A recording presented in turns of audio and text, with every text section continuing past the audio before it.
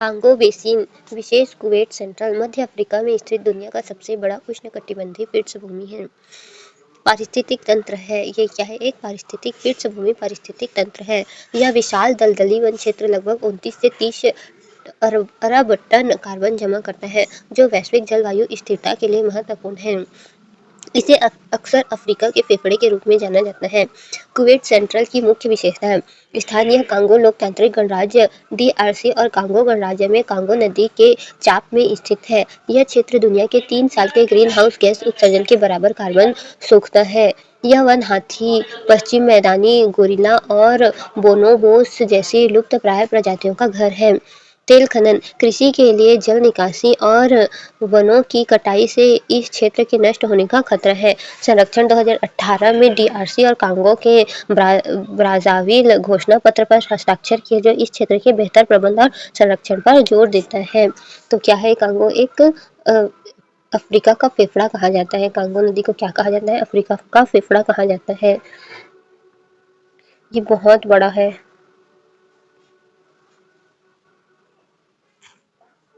ये क्या है? कांगो बेसिन है। ये कांगो नदी के पास है, इसलिए इसे अफ्रीका का फेफड़ा कहा जाता है। इसे क्या कहा जाता है? अफ्रीका का फेफड़ा कहा जाता है। बहुत बड़ी नदी है। अफ्रीका में ये दूसरी सबसे बड़ी नदी में से एक है।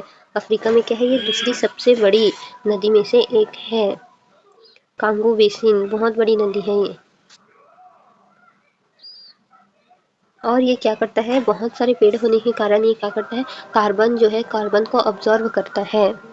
कांगो बेसिन पृष्ठभूमि कुवैत सेंट्रल, कांगो गणराज्य और कांगो लोकतांत्रिक गणराज्य में स्थित है।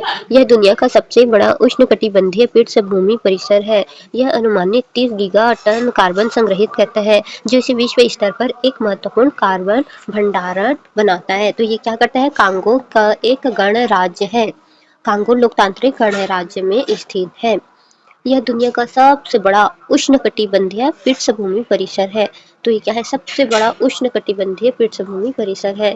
यह अनुमानित 30 गीगाटन, क्या 30 गीगाटन कार्बन संग्रहित करता है। तो 30 गीगाटन जो है कार्बन को क्या करता है? संग्रहित करता है, जो इसे विश्व स्तर पर एक महत्वपूर्ण कार्बन भंडार बनाता है। तो क्या करता है? इसे विश्व स्तर पर महत्वपूर्ण कार्बन भंडार बनाता है। एक प्रकार की आर्द्र भूमि जिसकी विशेषता, पृष्ठभूमि क्या है? एक प्रकार की आर्द्र भूमि होती है जिसकी विशेषता आंशिक रूप से सड़े हुए कार्बनिक पदार्थ का संचय है। क्या है? आर्द्र भूमि है जिसकी विशेषता क्या है? आंशिक रूप से, यानी कि थोड़े से रूप में सड़े हुए जो कार्बनिक पदार्थ होते हैं उसका संचय करता है। जो भी सड़ा हुआ कार्बनिक पदार्थ होता है उसका संचय करते हैं।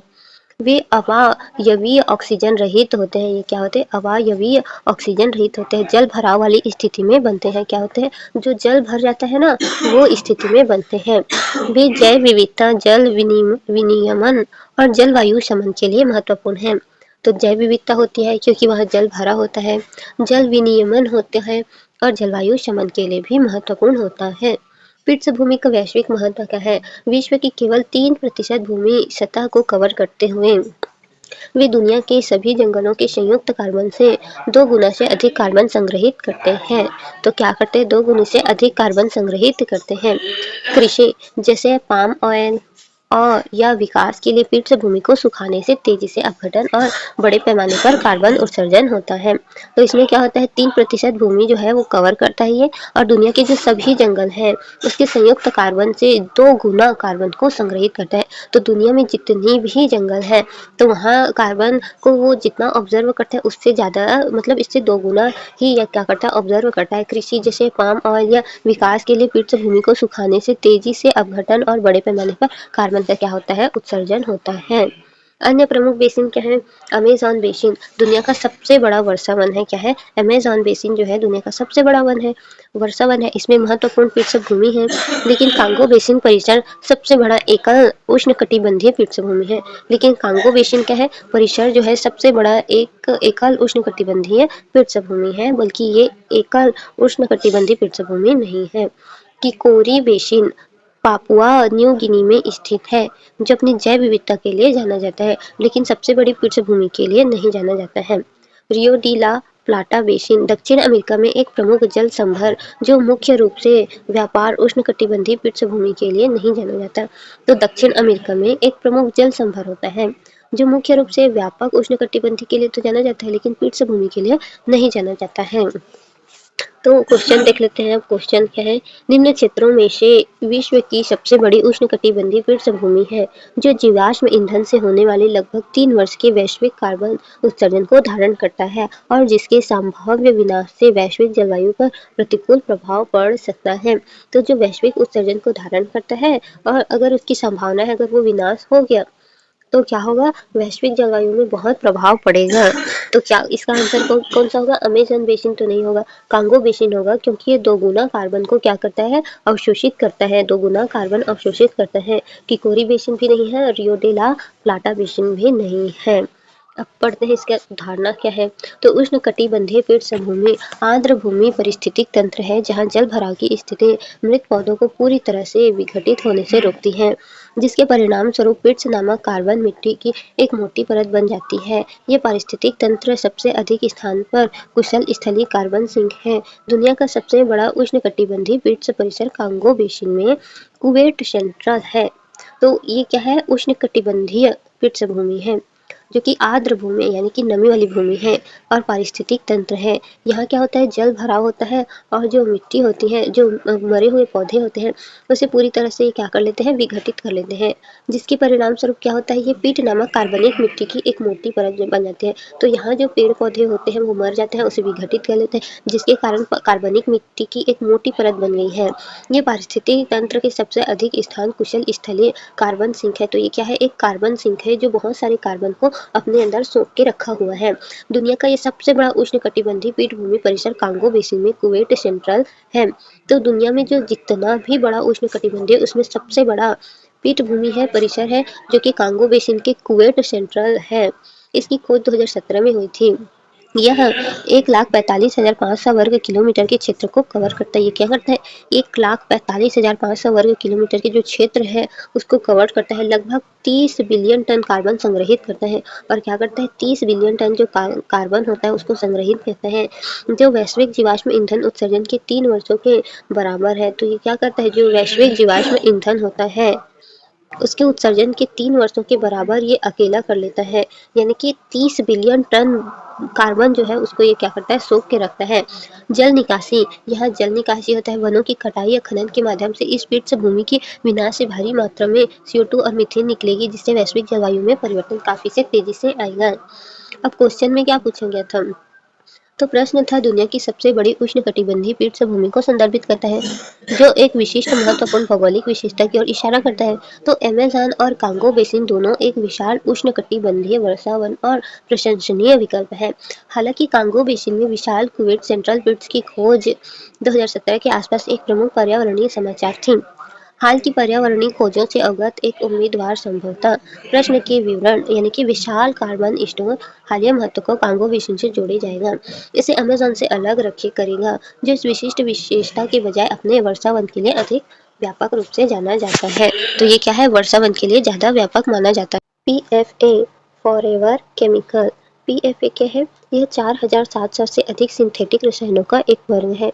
ये क्या है, रसायनों का क्या है, एक वर्ग है। कौन से रसायन, सिंथेटिक रसायन का वर्ग है। इसका मुख्य गुण क्या है, ये पानी, ग्रीस और दाग प्रतिरोधी है। मतलब ये पानी में, ग्रीस में या फिर दाग का क्या करता है, प्रतिरोध करता है। सामान्य उपयोग क्या है, नॉन स्टिक जो कुकवेयर होता है, टेफ्लॉन जिसमें नॉन स्टिक होता है ना, किचन के जो बर्तन होते हैं वो नॉन स्टिक कुकवेयर होते हैं।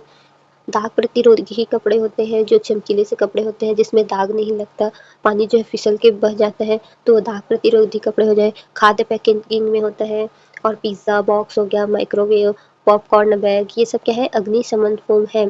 ये सब क्या है, PFA है। क्या है ये, PFA है। पर्यावरणीय दृढ़ता, कार्बन फ्लोरीन बॉन्ड असाधारण रूप से स्थिर होता है। तो ये क्या होता है, इसमें कार्बन फ्लोरीन का एक बॉन्ड होता है, असाधारण रूप से बॉन्ड होता है, जो प्रकृति के क्षरण प्रक्रिया को रोकता है। तो क्या करता है, ये अपघटित नहीं होता, ये गलता नहीं है। जो क्षरण प्रक्रिया है ना प्रकृति का, तो ये क्या करता है, उसका विपरीत है, उसका उल्टा है, ये कभी घट नहीं पाता, ये दब जाता है, लेकिन ये जल्दी से गलता नहीं है, घटता नहीं है, सड़ता नहीं है ये। तो इससे क्या होता है, इससे मिट्टी, भूजल और सतही जल का दीर्घकालिक संदूषण होता है। तो मिट्टी हो गया और भूमिगत जो जल होता है, सतह का जो जल होता है वो क्या हो रहा है, प्रदूषित हो रहा है इसके कारण पीएफए के कारण क्या हो रहा है, प्रदूषित हो रहे हैं। जैव संचय और स्वास्थ्य जोखिम, तो पीएफए क्या है, समय के साथ जीवों में जमा होते जा रहे हैं, सभी जीवों में क्या हो रहा है, ये जमा होते जा रहे हैं और जैव संचय होकर क्या है, ये खाद्य श्रृंखला के ऊपर ऊपर की ओर अधिक केंद्रित होते हैं। मतलब जो खाद्य श्रृंखला में जो शीर्ष उपभोक्ता होता है, जो ऊपर के उपभोक्ता होते हैं, उनको ये ज़्यादा प्रभावित करता है, उसमें जहर ज़्यादा फैलता है, ये रसायन ज़्यादा फैलता है, ज़्यादा प्रभावी होता है। तो ये क्या है, खाद्य श्रृंखला में सबसे ऊपर की ओर ज़्यादा फैलता है। संबंधित स्वास्थ्य जोखिम, यकृत क्षति, तो जो किडनी होता है उसको नुकसान पहुंचा रहा है, थायराइड हो जा रहा है, प्रजनन क्षमता कम हो रही है, बच्चे होने की जो क्षमता है वो कम होती जा रही है, उच्च कोलेस्ट्रॉल हो रहा है, बहुत से प्रकार के बीमारियां होती जा रही है, कैंसर हो रहा है इसके कारण। तो वैश्विक विनियमन कुछ विशिष्ट पीएफए जैसे कि पीएफओ ए और पीएफओ को उन्मूलन या प्रतिबंध के लिए स्थायी कार्बन प्रदूषण पॉप पर स्टॉकहोम कन्वेंशन के तहत सूचीबद्ध किया गया है। अब क्वेश्चन देखते हैं, कई उपभोक्ता उत्पादों के निर्माण के लिए प्रयुक्त होने वाले, तो जो उपभोक्ता होते हैं तो वो उत्पाद कर रहे हैं, तो उनके निर्माण के लिए जो प्रयोग हो रहा है परफ्लोरो एल्किलिक और पॉलीफ्लोरो एल्किलिक पदार्थ पीएफए के संदर्भ में निम्नलिखित कथन है। तो पीएफए पेयजल, खाद्य और खाद्य पैकेजिंग सामग्रियों में व्यापक रूप से पाए जाते हैं। तो ये क्या है, पेयजल है, और जो खाद्य या खाद्य पैकेजिंग जो सामग्री होता है उसमें क्या हो रहा है, ये व्यापक रूप से पाए जा रहे हैं। पीएफए क्या है, पर्यावरण में आसानी से निम्नीकृत यानी कि डिग्रेडेड नहीं होते, तो ये जो है आसानी से सड़ता नहीं है, गलता नहीं है, ये अपघटित नहीं हो रहा है, निम्नीकृत नहीं हो रहा है। तो ये खाद्य और खाद्य जो पेयजल, खाद्य और खाद्य पैकेजिंग सामग्री में व्यापक रूप से पाए जाते हैं, पहला तो सही है, दूसरा भी सही है। पीएफए के लगातार संपर्क के परिणाम स्वरूप जंतुओं के शरीर में जैव संचय होता जा रहा है, तो हाँ बिल्कुल होता जा रहा है, इसके कारण बहुत सारी बीमारियां भी हो रही है, और जो ऊपर के उपभोक्ता है, जो शीर्ष उपभोक्ता है, उनको तो बहुत सारी बीमारियां होती जा रही है। तो आंसर होगा 1, 2 और 3, डी होगा आंसर। आंसर है डी। अब डी क्यों है, पहला तो सही है, पीएफएस का व्यापक रूप से नॉन स्टिक कुकवेयर, जल प्रतिरोधी कपड़े और खाद्य पैकेजिंग में उपयोग किया जाता है, इससे पर्यावरण में उनकी व्यापक स्थिति होती है। दूसरा भी सही है, इसमें अत्यंत मजबूत कार्बन फ्लोरीन बॉन्ड होते हैं जो इन्हें क्षरण के प्रति अत्यधिक प्रतिरोध बनाते हैं, जिसके कारण इन्हें फॉर एवर केमिकल नाम दिया गया है।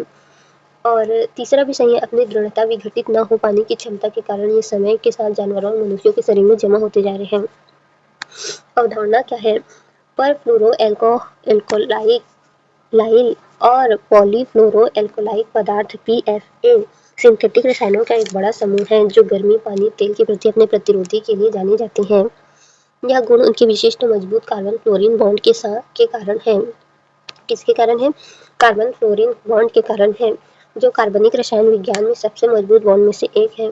यह बॉन्ड उन्हें पर्यावरण में अत्यधिक स्थायी बनाता है, जिससे इन्हें पर फॉरएवर केमिकल का उपनाम मिला है। चूंकि वे विघटित नहीं होते तो वे मिट्टी के माध्यम से आगे बढ़ सकते हैं, पीने के पानी के स्रोत को दूषित कर सकते हैं और मनुष्यों सहित जीवित जीवों के ऊतकों में जैव संचय हो सकते हैं, जिससे संभावित प्रतिकूल स्वास्थ्य पर प्रभाव हो सकता है। मूल अवधारणा, एक परजीवी, आज हम पढ़ने जा रहे हैं परजीवी के बारे में।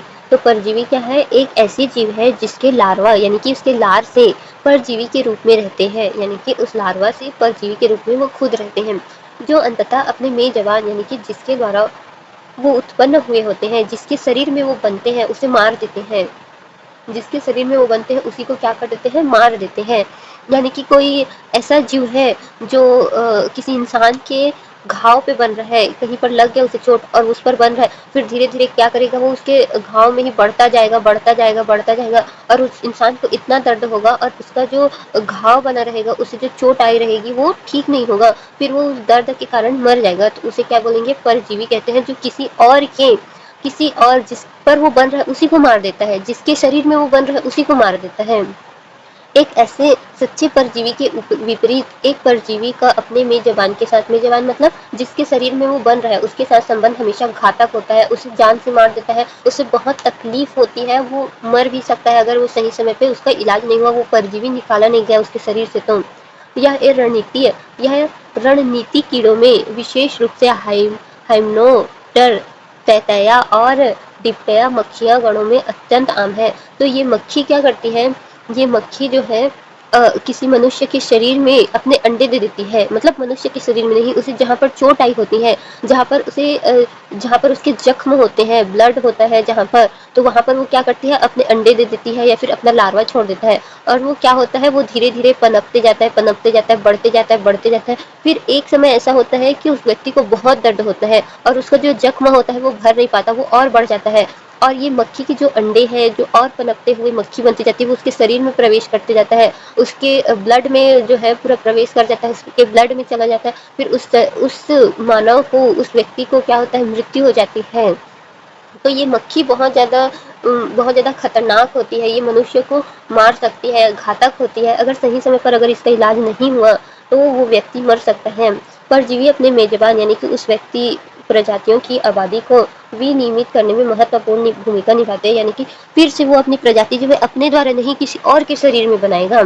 और वो मानव मर जाएगा तो फिर वो उसके द्वारा जो प्रजाति बनाई होगी, यानी कि और भी मक्खियाँ बनी होगी, वो किसी और के शरीर में जाकर फिर से वही काम करेगी, मतलब वो इसी तरह से अपनी जनसंख्या बढ़ाते जाती हैं। तो इसी प्रकार से वे नियमित करने में महत्वपूर्ण भूमिका निभाती है, जिन्हें कृषि वानिकी में जैविक कीट नियंत्रण के एजेंट के रूप में अत्यधिक मूल्यवान बनाता है। तो ये क्या इसी को ऐसे जो परजीवी होते हैं तो वो उसे कृषि में उपयोग करते हैं, जो कि जो खाद उन्हें, मतलब जो फसल उन्हें नहीं उगाना होता, जैसे खरपतवार होता है, तो उनको मारने के लिए इस प्रकार के परजीवी का भी उपयोग कर सकते हैं। परजीवी की व्याख्या, परभक्षण और परजीविता के बीच एक मध्यवर्ती रणनीति, जहाँ लार्वा चरण एक ही मेजबान पर भोजन करता है और प्यूपा बनने से पहले अंततः उसे मार देता है।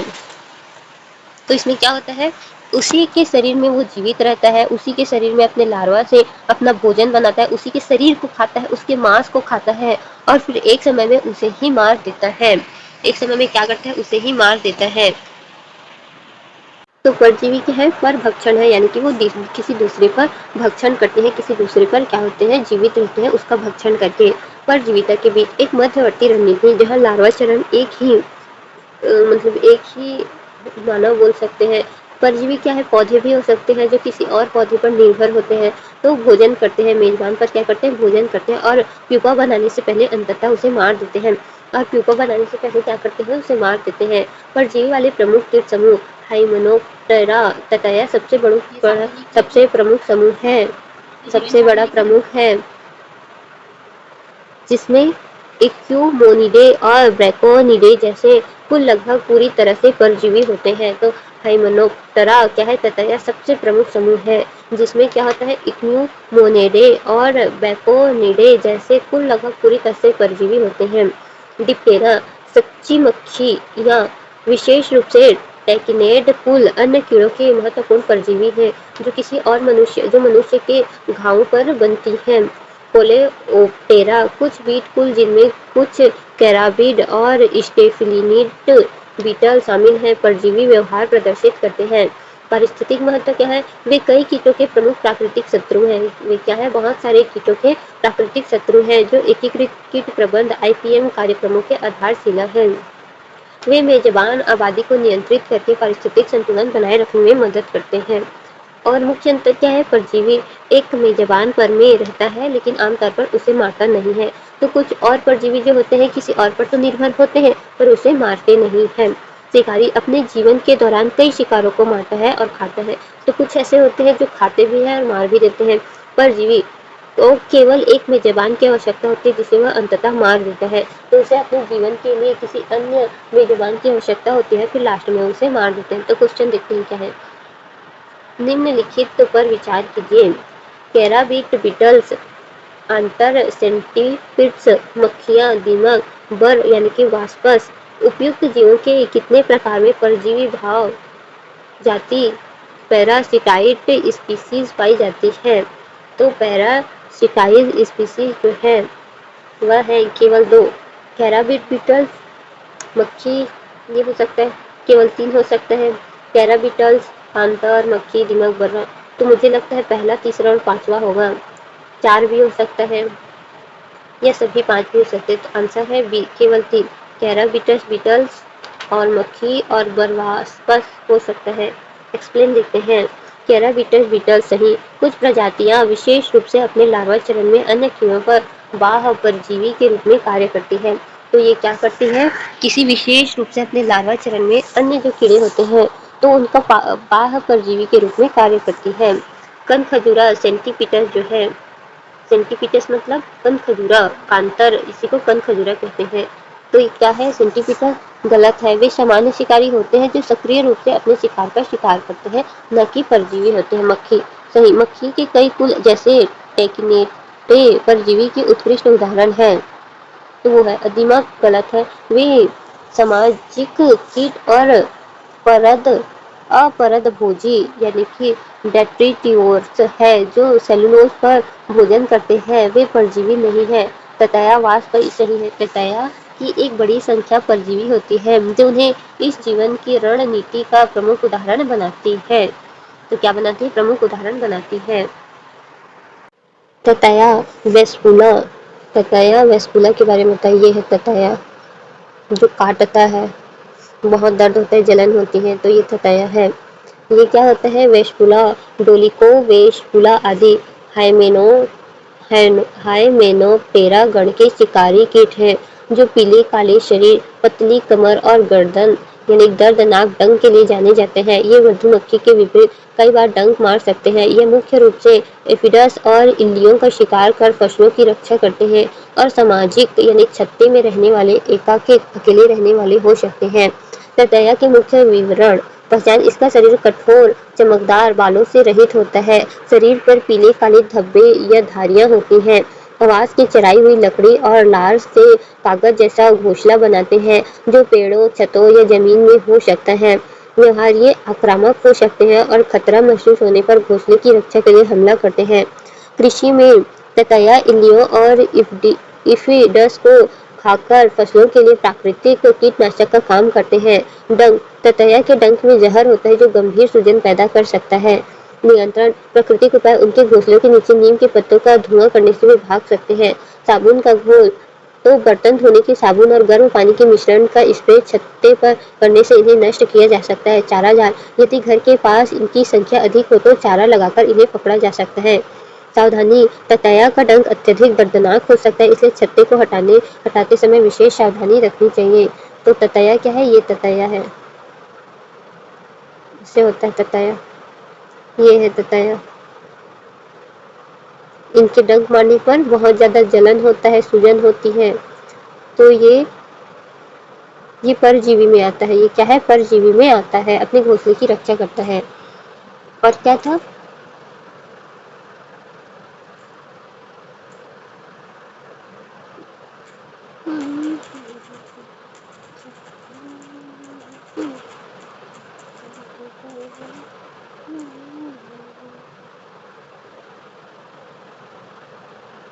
स्टैग बीटल एक दुर्लभ और महंगा कीड़ा है जिसे दुनिया के सबसे महंगे कीड़े में से एक माना जाता है।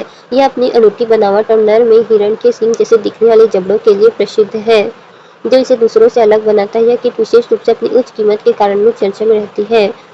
स्टैग बीटल की मुख्य विशेषता है, स्टैग बीटल की मुख्य विशेषता है, हमने क्या निकाला था, कैराबीट बीटल निकाला था हमने, तो कैराबीट बीटल निकाला था ना। अनोखे जबड़े, स्टैग बीटल की कीमत बहुत अधिक हो सकती है, कुछ मामलों करोड़ों की। जंगलों, लकड़ियों, लार्वा, हाँ, लार्वा चरण, इसका लार्वा सड़ी हुई लकड़ियों में रहता है। इसे विकसित होने में लंबा समय लग सकता है। यह आमतौर पर काले या भूरे रंग का हो सकता है। इसके अलावा कुछ भृंगों को उनके औषधीय उपयोग के लिए भी जाना जाता है। तो स्टैग बीटल में हम बीटल निकाल रहे थे, कैराबीड कैराबीड बीटल, ग्राउंड बीटल या जमीनी भृंग कहते हैं। यह कैराबिएड परिवार का एक निशाचर रात में सक्रिय शिकारी कीट है जो खेतों और बगीचों में हानिकारक कीड़ों, घोंघों और इल्लियों को खाकर फसलों की रक्षा करता है। इन्हें किसान अपना मित्र कीट मानते हैं। प्रकृति, ये मांसाहारी होते हैं और प्रतिदिन अपने शरीर के वजन के बराबर भोजन खा सकते हैं। आवास, ये जमीन पर पत्थरों, लकड़ियों और पौधों के नीचे पाए जाते हैं। इनकी त्वचा सख्त, शरीर थोड़ा लंबा और पैर तेज दौड़ने वाला होता है। खतरे का अनुभव होने पर ये तीखी गंध वाला तरल छोड़ सकते हैं। ये जैविक नियंत्रण में सहायक है। यह कीट पर्यावरण के प्रति संवेदनशील होने के कारण मिट्टी के स्वास्थ्य की निगरानी के लिए भी एक अच्छा संकेतक है। तो ये क्या है, ये है कैराबीट बीटल। जो कि परजीवी में आते हैं। कुछ प्रजाति विशेष रूप से अपने लार्वा के चरण या फिर अन्य कीड़ों पर क्या होता है, ये लार्वा छोड़ते हैं, अन्य कीड़ों पर क्या करते हैं, ये शिकार करते हैं, कीड़ों का शिकार करते हैं, बाह्य परजीवी के रूप में कार्य करते हैं। तो ये क्या करते हैं, बाह्य परजीवी के रूप में कार्य करते हैं और किसानी में ये बहुत उपयोगी होते हैं। इनका शरीर कठोर होता है।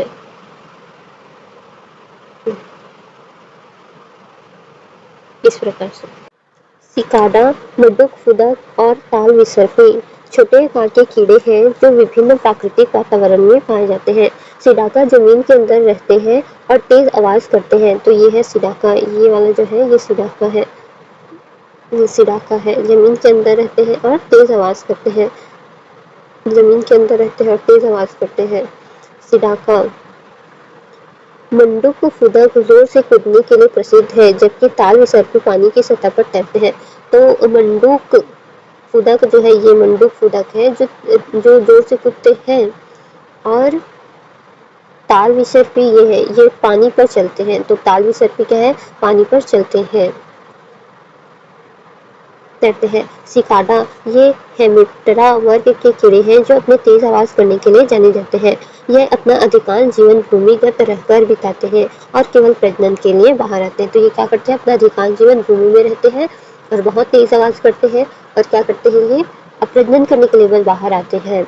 मंडूक फुदक जो है, मंडूक फुदक, इन्हें फ्रॉग हॉपर भी कहा जाता है। यह बहुत छोटी दूरी के लिए कूदने की क्षमता है। तो बहुत छोटी दूरी के लिए क्या करते हैं, कूदते हैं। और ताल विसर्पी क्या है, ये कीड़े तालाब या रुके हुए पानी की सतह पर आसानी से बिना डूबे चल सकते हैं। ये तीनों पक्षी सरीसृप या मछली नहीं बल्कि कीट, इंसेक्ट्स के अंतर्गत आते हैं। तो ये क्या करते हैं, कीट के अंतर्गत आते हैं, इंसेक्ट्स के अंतर्गत आते हैं। ये क्या है, ये सिकाडा है, ये क्या है, एक सिकाडा है जो कि जमीन के अंदर ही रहते हैं। एक सिकाडा है जो जमीन के अंदर रहते हैं।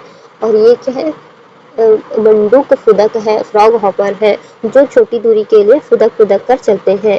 और ये क्या है, ताल विसर्पी है, जो पानी में चल सकते हैं। कीट इंसेक्टा वर्ग से संबंधित अकशेरुकी जीव है। ये क्या है, एक अकशेरुकी जीव है। इनकी प्रमुख विशेषता, इनमें एक काइटिनस बाह्य कंकाल, एक 3 भागों वाला शरीर है। सिर, वक्ष और उदर क्या होता है, सिर होता है, वक्ष होता है, उदर होता है। 6 संयुक्त पैर होते हैं, यौगिक आंखें और एक जोड़ी एंटीना शामिल है। उल्लेखित तीनों जीव सिकाडा, फ्रॉग हॉपर और पॉन्ड सेक्टर इन मूलभूत लक्षणों को प्रदर्शित करते हैं। तो इनमें क्या क्या लक्षण होते हैं, इसमें होता है, सिर होता है इसमें, फिर क्या होता है, वक्ष होता है उसका, और उदर अलग से यानी कि पेट अलग से होता है। सिर होता है, उसकी छाती होती है और पेट अलग से होता है। 6 उनके पैर होते हैं, संयुक्त पैर मतलब 6 जोड़ी जोड़ी में होता है। तो 6 जोड़ी इनके क्या होते हैं, पैर होते हैं। यौगिक आंखें होती हैं, इनकी आंखें जोड़ी जोड़ी आंखें होती हैं, और एक जोड़ी एंटीना शामिल होती है, यानी कि एक जोड़ी क्या है, उनकी एंटीना शामिल होती है। उल्लेखित तीनों जीव, जो तीनों जीव है ना, सिकाडा, फ्रॉग हॉपर और पॉन्ड सेक्टर, तो तीनों में ये पाया जाता है। ये लक्षण जो है तीनों में पाया जाता है। वे सभी हेमिप्टेरा गण से संबंधित है। तो वे क्या है, हेमिप्टेरा गण से संबंधित है, जिन्हें आमतौर पर वास्तविक कीट के रूप में जाना जाता है। इन्हें क्या कहते हैं, वास्तविक कीट कहते हैं। इनकी विशेषता है पौधों के रस या अन्य छोटे कीड़ों को खाने के लिए उपयोग किए जाने वाले उनके छेदने चूसने वाले मुखांग से है। तो ये क्या करते हैं, छोटे जीव को खाते हैं और छेदते हैं, चूसते हैं, अपने मुंह मतलब उनकी जो एंटीना होती है उनको घुसा के वो चूसते हैं। तो क्या करते हैं, उनको घुसा के वे चूसते हैं। योग्यता क्या है, कीटों की सामान्य विशेषता, शरीर 3 खंडों में विभाजित होता है, सिर होता है, छाती होती है और पेट होता है। वक्ष से जुड़े 6 संयुक्त पैर होते हैं। तो जो उसके वक्ष से जुड़े हुए 6 पैर होते हैं। बाह्य कंकाल नामक एक कठोर बाहरी आवरण होता है। तो जो उनके बाहर यानी कि ऊपर की ओर जो होता है वो कठोर आवरण होता है, कठोर होता है। और एक जोड़ी एंटीना और यौगिक आंखें होती हैं। तो एक जोड़ी क्या होता है, उनके पास एंटीना होती है और यौगिक आंखें होती है, और क्या होती है, यौगिक आंखें होती हैं। गण हेमिप्टेरा वास्तविक के तीनों जीव cicada, frog hopper, pond skater इसी गण के हैं। एक परिभाषित विशेषता इसके विशेष छेदने चूसने वाले मुख खाग यानी कि रोस्ट्रम है। तो इनके पास जो एंटीना होती है उससे वे छेदते हैं और चूसते हैं। द्वितीय अनुकूलन, सिकाडा डिम्बल नामक कंपन झिल्लियों का उपयोग करके तेज ध्वनि उत्पन्न करते हैं। तो ये जो सिकाडा है वो ज़मीन के अंदर होता है और ये तेज़ ध्वनि करता है और तेज़ ध्वनि किसके कारण करता है? टिम्बल नामक कंपन के द्वारा झिल्लियों का उपयोग करके तेज़ ध्वनि करता है। फ्रॉग हॉपर क्या है? अपनी शरीर की लंबाई से 100 गुना अधिक कूद सकता है। तो उसकी जो लंबाई होती है उससे वो 100 गुना अधिक कूदने की शक्ति रखता है। पॉन्ड स्केटर क्या है? पानी की सतह पर स्केट करने के लिए पृष्ठ तनाव का उपयोग करते हैं जिससे जल विकर्षक पैर सहायक होते हैं। तो ये क्या करते हैं? ये जो है पानी में चलते हैं। ये क्या करते हैं? पानी में चलते हैं। अब क्वेश्चन देख लेते हैं। क्वेश्चन क्या है?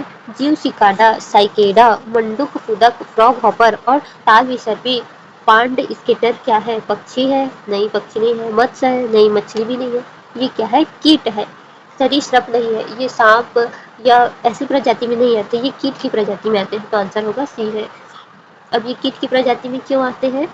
सिकाडा कीट यह एक पंख वाला कीट है जो अपनी तेज भिनभिनाने वाली आवाज के लिए जाना जाता है और यह हेमिप्टेरा गण से संबंधित है। फ्रॉग हॉपर क्या है? यह भी एक कीट है जो अपनी शक्तिशाली कूदने की क्षमता के लिए जाना जाता है। यह भी हेमिप्टेरा गण से संबंधित है। पॉन्ड स्केटर क्या है? यह एक जलीय कीट है जो पानी की सतह पर चल सकता है और यह हेमिप्टेरा गण से संबंधित है। और इसका उदाहरण क्या? तर्क देख सकते हैं। अधिक जानकारी से भी अन्य विकल्पों को समाप्त किया जा सकता है। पक्षी ए, ये पंख होते हैं और कशेरुकी होती है तो ए तो नहीं होगा। बी, मछली होता है, गलफड़े और पंख वाली जलीय कशेरुकी होती है तो ये नहीं होगा। सरीसृप डी, शल्कों वाले कशेरुकी होते हैं। सूचीबद्ध जीव छोटे कशेरुकी हैं जो दृढ़ता से इंगित करता है कि वे कीट हैं। सी, कीट जो अकशेरुकी जीवों का एक समान और विविध समूह है। आधुनिक च्युइंगम की चबाने की योग्य बनावट एक गम बेस से आती है। किससे आती है? एक गम बेस से आती है जो अक्सर पॉलीविनाइल एसीटेट यानी कि PVA, पॉली आइसोब्यूटिलीन जैसे सिंथेटिक पॉलीमर से बना होता है। ये सामग्रियां प्लास्टिक है और गैर बायोडिग्रेडेबल जैविक रूप से अपघटित न होने वाली है। जब इसे फेंका जाता है तो गम प्राकृतिक रूप से विघटित नहीं होता। तो ये च्युइंगम क्या होती है? ये गम क्या होता है? विघटित नहीं होता और अन्य प्लास्टिक कचरे की तरह वर्षों तक पर्यावरण में बना रहता है। तो ये क्या होता है? अन्य जो प्लास्टिक कचरे होते हैं उसी की तरह क्या होता है? वर्षों तक पर्यावरण में बना रहता है। इसे फुटपाथों पर दृश्य प्रदूषण या सफाई की उच्च लागत और इसे निगलने वाले वन्य जीवों को संभावित नुकसान होता है। तो इसे खाने वालों को भी नुकसान होता है और जो अन्य जीव जो है सफाई कर्मचारी अगर सफाई करते छूट गया तो कोई अन्य जीव जो है उसे खा लेता है तो उसे भी नुकसान होता है। इसलिए इसकी प्लास्टिक सामग्री ही इसके प्रदूषणकारी प्रकृति का सीधा कारण है। तो इसकी जो प्लास्टिक सामग्री है वो क्या है? इसके प्रदूषण का कारण है। तार्किक उन्मूलन और शिक्षित अनुमान, यह एक अभिकथन तर्क शैली याद करने के लिए क्या बात कर सकते हैं? तो च्युइंगम गम की संरचना क्या है? गम बेस यानी कि पारंपरिक रूप से चिकल प्राकृतिक लेटेक्स से बनाया जाता था। आधुनिक गम सिंथेटिक रबर या पॉलीमर जैसे पॉलीविनाइल एसीटेट और पॉली आइसोब्यूटिलीन का उपयोग करता है। अन्य सामग्री मीठा, चीनी, एस्पार्टेम, सॉफ्टनर, ग्लिसरीन और फ्लेवर डाला जाता है इसमें। पर्यावरण प्रभाव क्या है इसका? गैर बायोडिग्रेडेबल यानी कि सिंथेटिक बेस विघटित नहीं होता जिससे दीर्घकालिक कचरा उत्पन्न होता है। माइक्रोप्लास्टिक स्रोत, समय के साथ यह छोटे प्लास्टिक कणों में टूट जा सकता है जो माइक्रोप्लास्टिक प्रदूषण में योगदान देते हैं। सफाई लागत, सार्वजनिक सतहों से कठोर गम को हटाना महंगा और संसाधन गहन है, यानी कि ये चिपक जाता है और हटता नहीं है। स्वास्थ्य और वन्यजीव, यद्यपि यह मनुष्य के लिए आमतौर पर सुरक्षित है, बड़ी मात्रा में निगलने की सलाह नहीं दी जाती है। यह पक्षियों और अन्य जानवरों में दम घुटने का खतरा या पाचन अवरोध पैदा कर सकता है। टिकाऊ विकल्प, प्राकृतिक चिकल से बने बायोडिग्रेडेबल च्युइंगम गम एक पर्यावरण अनुकूल विकल्प के रूप में उपलब्ध है। तो प्राकृतिक चिकल बायोडिग्रेडेबल जो च्युइंगम आता है उसे खाना चाहिए। ये क्या होता है? प्रकृति के लिए अच्छा होता है। अब क्वेश्चन देख लेते हैं। क्वेश्चन 10, बाजार में मिलने वाली अनेक पिगम गम पर्यावरणीय प्रदूषण का स्रोत मानी जाती है। हाँ, सही है। अनेक पिगम गमों में गोंद गम बेस के रूप में प्लास्टिक होता है, ये भी सही है। तो कथन 1 और 2 दोनों सही है तथा कथन 1 की व्याख्या करता है। मुझे तो यही सही लग रहा है। हाँ, ये सही है कि कथन 2 जो है इसमें गमों में गोंद यानी कि गम बेस के रूप में प्लास्टिक होता है और प्लास्टिक होता है इसलिए पर्यावरण जो है प्रदूषित होता है। तो कथन 1 सही है। फेंका हुआ च्युइंगम गम एक स्थायी और गैर बायोडिग्रेडेबल प्रकार का कचरा है। इसे एक महत्वपूर्ण पर्यावरणीय प्रदूषक माना जाता है। कथन दो क्या है, अधिकांश आधुनिक च्युइंगम में गम व सिंथेटिक पॉलीमर जैसे पॉलीविनाइल एसीटेट बना होता है जो मूल रूप से प्लास्टिक होता है। तो दोनों सही है।